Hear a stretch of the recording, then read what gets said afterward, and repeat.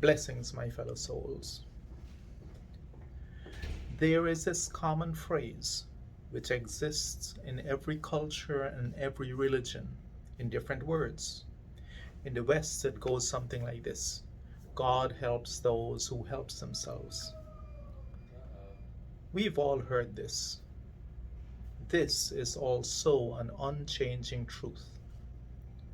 This is universal law. Just in case you're one of those who does not believe in God, then I ask you this: do you believe in the universe? Do you believe in nature? They are tangible. You can see, feel, and touch them. So you must believe in them. I call it God, you call it universe or nature. Same thing. So we say that God helps those who help themselves. But what does that really mean? We live in a world in which most of us pray, but then we leave it all in the hands of God. We offer our prayers and we leave. And when you examine this very powerful statement that God helps those who help themselves, then the question arises: how do you help yourself?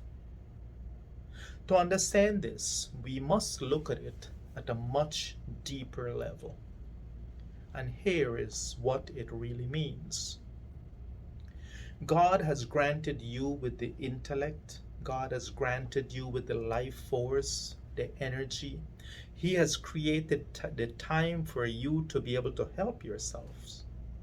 He has granted you the rational mind, the thinking process to analyze and to make decisions. But again, what does it mean to help yourselves?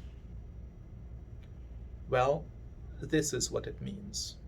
It means that if you do all the things that are within your control, that if you do all the things that God has given you the power and the rational mind to control, and when you have done so, then God, universe, nature steps in and takes care of the things over which you have no control.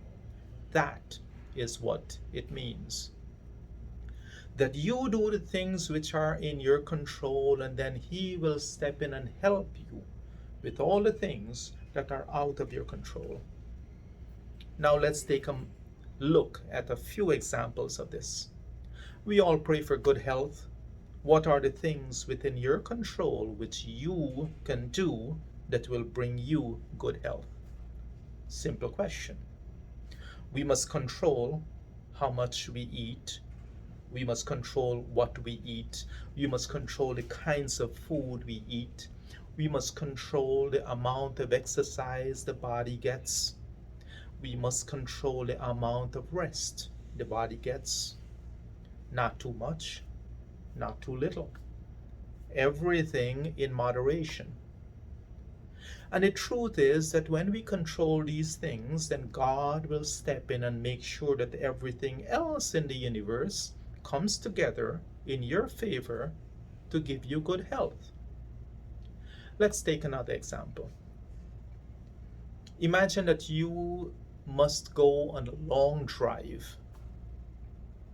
What are the things that you have under your control in preparation for this long drive and in the long drive? You must check your tires and the condition of your car for that drive. Don't drive angry. Don't drive drunk.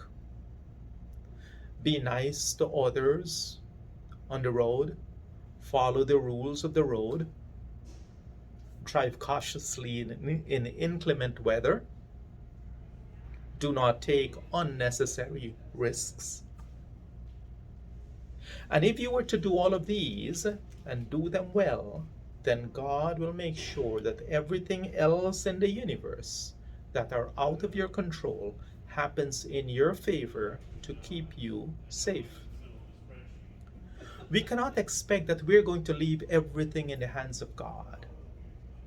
You cannot expect that you will go and eat the nastiest and the fattiest of all foods, gorge yourself with these foods every night, and simply because you pray for good health every morning and night, that God will grant you good health. This is not how it works.